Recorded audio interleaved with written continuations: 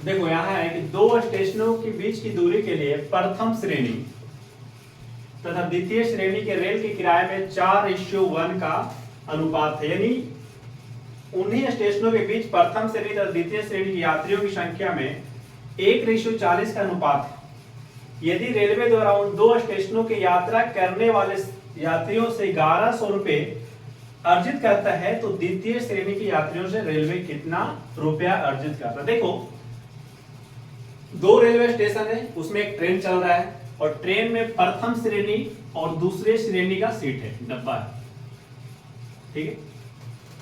प्रथम श्रेणी और दूसरे श्रेणी का डब्बा है। इसमें बोल रहा है कि रेल में और जो किराया का रेशियो है, किराया का जो रेशियो है प्रथम श्रेणी का 4:1। अगर प्रथम श्रेणी में 4 रुपया है किराया तो द्वितीय श्रेणी में 1 रुपया है। इसका मतलब ये हुआ। आगे फिर बोल रहा है कि यात्रियों की संख्या प्रथम श्रेणी और द्वितीय श्रेणी में 1:40 का है।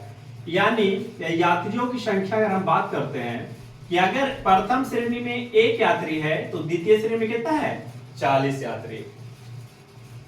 अब टोटल मिलाकर रेलवे जो पैसा कमाता है वो कमाता है 1100 रुपया। टोटल कितना कमाता है, 1100 रुपया वो पैसा कमाता है टोटल मिला के।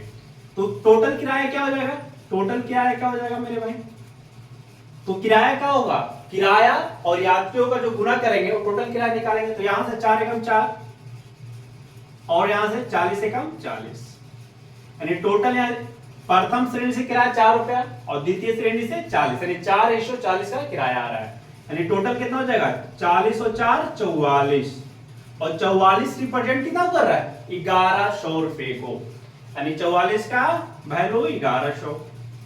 तो पूछ रहा है क्या, द्वितीय श्रेणी के यात्रियों से रेलवे ने कितना किराया वसूल किया। तो द्वितीय श्रेणी से कितना वसूल किया है, 40, तो 40 का कितना हो जाएगा, 1100 बटे 44 गुना 40, यहां से यहां और यहां से यहां, यानी कह सकते हैं द्वितीय श्रेणी से 1000 रुपया रेलवे ने वसूल किया है यात्रियों से।